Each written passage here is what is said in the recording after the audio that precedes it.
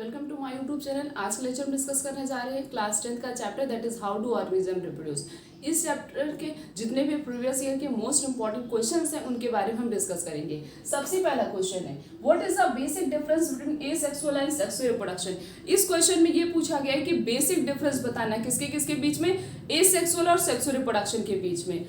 कभी भी अगर हम डिफ्रेंशिएट करें मीन्स अगर कभी भी किसी भी चीज़ का डिफ्रेंशिएशन करें, डिफरेंस लिखें, तो हमेशा सबसे बेस्ट ऑप्शन होता है कि हम कॉलम बना के लिखें। तो एक तरफ हम लिखेंगे सेक्सुअल और एक तरफ लिखेंगे एसेक्सुअल और एक तरफ लिखेंगे सेक्सुअल।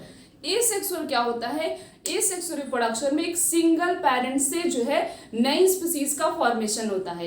एसेक्सुअल रिप्रोडक्शन में एक सिंगल पेरेंट से न्यू स्पीसीज का फॉर्मेशन होता है, उसे कहते हैं एसेक्सुअल रिप्रोडक्शन। और सेक्सुअल रिप्रोडक्शन में दो गैमेट्स का इन्वॉल्वमेंट होता है, मीन्स टू पेरेंट इन्वॉल्व होते हैं, तब जाके जो है नई स्पीसीज का फॉर्मेशन होता है। ये तो एक डिफरेंस हो गया। एक डिफरेंस और हम लिख सकते हैं कि एसेक्सुअल रिप्रोडक्शन में without involvement of gametes means gamete का कोई भी इन्वॉल्वमेंट नहीं होता है, but in sexual reproduction there is a involvement of gametes. Sexual reproduction में गैमेट्स का इन्वॉल्वमेंट होता है, एसेक्सुअल रिप्रोडक्शन में गैमेट्स का इन्वॉल्वमेंट नहीं होता। ये बेसिक डिफरेंस हो गया किसके किसके बीच में, एसेक्सुअल और सेक्सुअल रिप्रोडक्शन के बीच में। Next question is what is made by regeneration. Regeneration का क्या मतलब होता है? रीजनरेशन का मतलब होता है कुछ ऑर्गेनिज्म, कुछ स्पीसीज ऐसी होती हैं जिनके अंदर ये कैपेसिटी होती कि वो अपनी बॉडी एक बार लॉस करके दोबारा से एग्जैक्ट वैसी बॉडी वो क्या कर सकती हैं, रीगेन कर सकती हैं। और ये कैपेसिटी सब कुछ ऑर्गेनिज्म के अंदर ही प्रेजेंट होता है। ज्यादातर ऐसी कैपेसिटी सिर्फ और सिर्फ यूनिसेलर ऑर्गेनिज्म के अंदर प्रेजेंट होता है, मल्टीसेलर ऑर्गेनिज्म के अंदर नहीं प्रेजेंट होता है। क्यों? क्योंकि यूनिसेलर ऑर्गेनिज्म, यूनिसेलर नाम से पता चला, यूनिसेलर मीन्स एक सेल से, जिनकी बॉडी एक सेल से मिलकर बनी होती है उन्हें कहते हैं यूनिसेलर। तो उनकी बॉडी इजीली जो है डिवाइड हो सकती है और उनके अंदर खुद कैपेसिटी ये होती है कि अपनी बॉडी को जो है मतलब डिवाइड कर सके या एक बार लॉस करके दोबारा से एग्जैक्ट वैसी बॉडी वो रिगेन कर सकते। बट मल्टीसेलर ऑर्गेनिज्म की बॉडी बहुत ज़्यादा कॉम्प्लेक्स होती है और उनके अंदर ये कैपेसिटी नहीं प्रेजेंट होती। तो रीजनरेशन का मतलब होता है एक बार बॉडी को लॉस करना, फिर एग्जैक्ट वैसी बॉडी को दोबारा से रीगेन कर लेना। This is known as regeneration. But अगर एग्जाम्पल पूछ लिया जाए तो सबसे बेस्ट इसका एग्जाम्पल है प्लेनेरिया। अगर दो एग्जाम्पल पूछा जाए तो हम लिजार्ड भी ले सकते। ये दोनों के अंदर ये कैपेसिटी होती है कि एक बार ये बॉडी लॉस करते हैं, दोबारा से एग्जैक्ट बॉडी को फिर से रीगेन कर लेते हैं। Next question is explain the vegetative propagation. पहले तो ये बताना है कि वेजिटेटिव प्रोपोगेशन क्या होता है और साथ में उसका दो एडवांटेज लिखना है। वेजिटेटिव प्रोपोगेशन का मतलब होता है ऐसा मेथड जिसमें प्लांट का कोई भी एक्स पार्ट मिल जाए, मीन्स या तो उसका हमें लीफ मिल जाए, या तो उसके स्टेम से, या तो उसके रूट से। हम क्या करेंगे, ये प्लांट का क्या हो गया, एक्स पार्ट हो गया। इस पार्ट से हम क्या करेंगे, नए प्लांट की ग्रोथ कराएंगे, नया प्लांट प्रोड्यूस करेंगे, उसे कहते हैं वेजिटेटिव प्रोपोगेशन। प्लांट का कोई भी एक्स पार्ट मिल जाए, उससे हम नई स्पीसीज का फॉर्मेशन करेंगे। This method is known as vegetative propagation. Next is advantage लिखना है। वेजिटेटिव प्रोपोगेशन का एडवांटेज ये होता है बहुत कम समय में बहुत सारी नई स्पीसीज बन जाती हैं। और दूसरा ये एडवांटेज होता है कि इसमें जो स्पीसीज बनती हैं वो एग्जैक्ट कॉपी होती हैं किसकी, अपने पेरेंट्स के। Next question is name 3 common method which are used for the artificial propagation of the plant. 3 common method का नाम बताना है जो कि आर्टिफिशियल प्रोपोगेशन ऑफ प्लांट के लिए यूज किया जाता है। बस नाम बताना, उसे एक्सप्लेन नहीं करना है। 3 मेथड है। सबसे पहला क्या है, कटिंग, दूसरा होता है लेयरिंग और तीसरा कौन सा है, ग्राफ्टिंग। ये 3 कैसे मेथड होते हैं, आर्टिफिशियल प्रोपोगेशन मेथड होते हैं जो किसमें यूज किए जाते हैं, प्लांट्स में। Next question is right the difference between binary fission and multiple fission. Binary fission और मल्टीपल फिजन के बीच में डिफरेंशिएशन लिखना।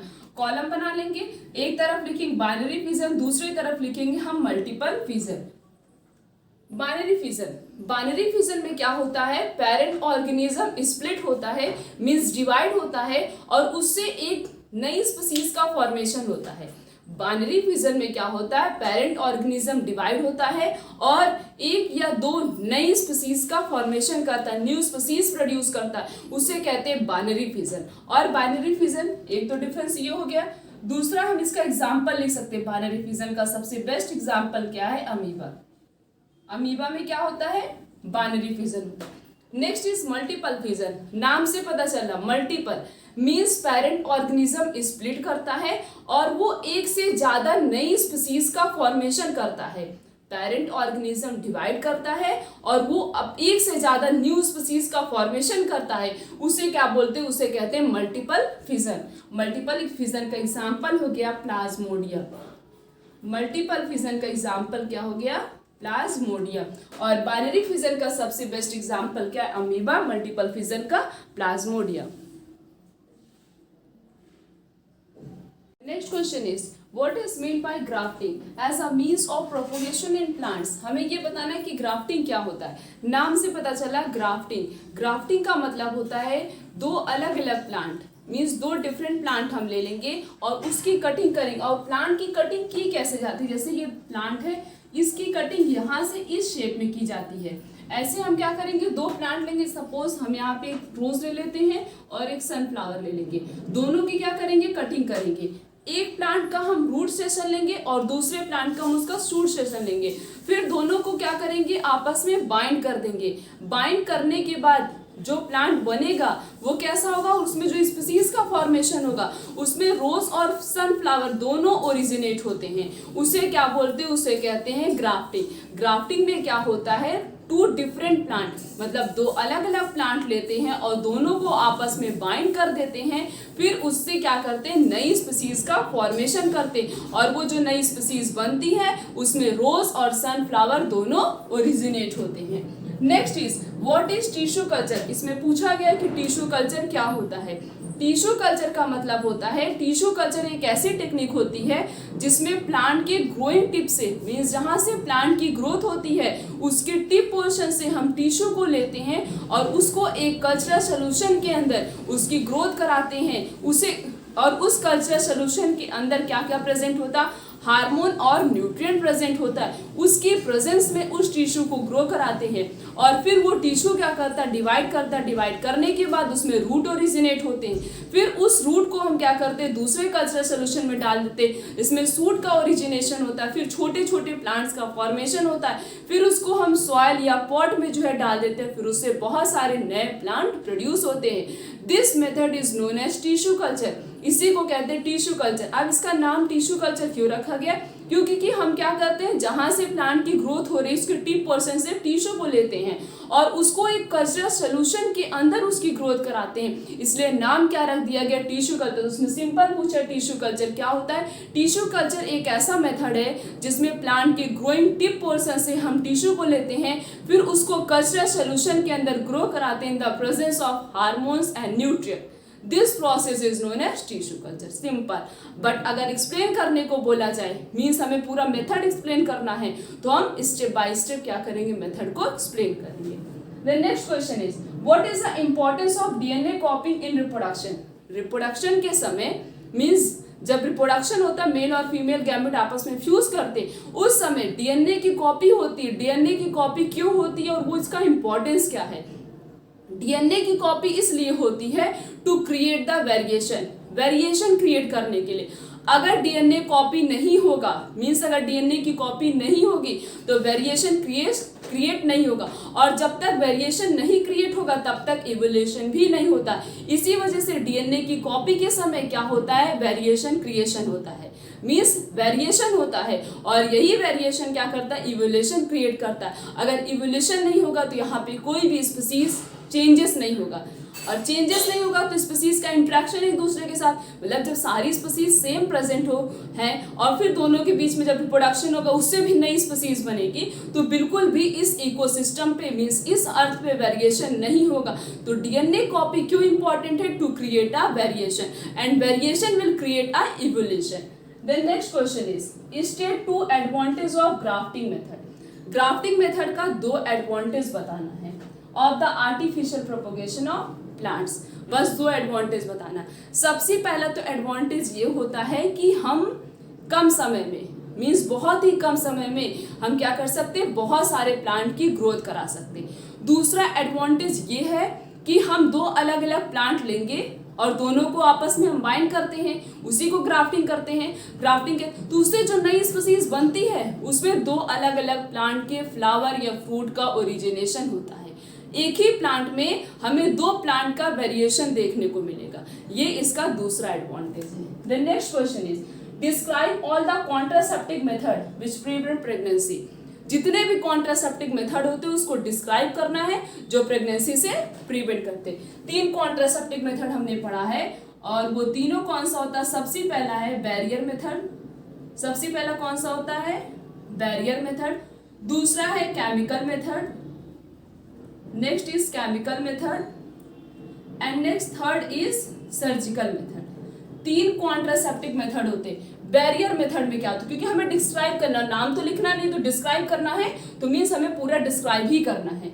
बैरियर मेथड में क्या क्या आता है, condom and next is diaphragm.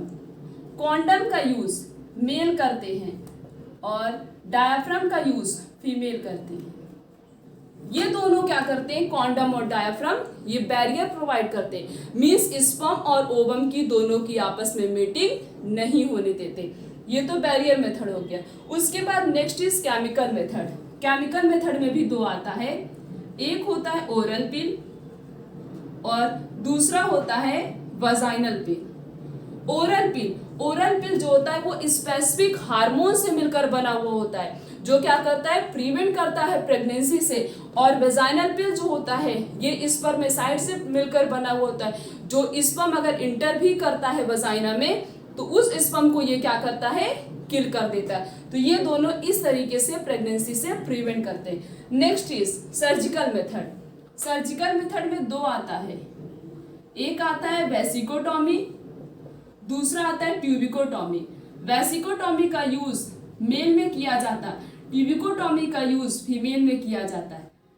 Mail में जो वेसिकोटॉमी का यूज किया जाता है इसमें क्या किया जाता है, वास डिफरेंस को कट करके उसको टाइटली बाइंड कर दिया जाता है और ये क्या करता है, ये प्रिवेंट करता है, स्पर्म को बाहर नहीं आने देता है। और ट्यूबिकोटॉमी फीमेल में यूज किया जाता है, इसमें क्या किया जाता है, इसमें फैलोपियन ट्यूब को टाइटली बाइंड कर दिया जाता और ये क्या करता है, ट्यूबिकोटॉमी में ये जो है ओवम को बाहर नहीं आने देता। जब दोनों रिलीज ही नहीं होंगे तब क्या होगा, दोनों का आपस में फ्यूजन नहीं होगा। ये है 3 कॉन्ट्रासेप्टिव मेथड और ये तीनों कॉन्ट्रासेप्टिव मेथड क्या करते हैं, प्रिवेंट करते हैं प्रेगनेंसी से। हमने इस लेक्चर में हाउ डू ऑर्गेनिज्म रिप्रोड्यूस के जितने भी मोस्ट इंपॉर्टेंट प्रीवियस ईयर के क्वेश्चंस थे उनके बारे में डिस्कस किए। आने वाले लेक्चर में इस तरीके से और भी बहुत सारे क्वेश्चंस के बारे में डिस्कस करेंगे और टॉपिक्स को क्लियर करेंगे। आज के लेक्चर यहीं तक, थैंक यू।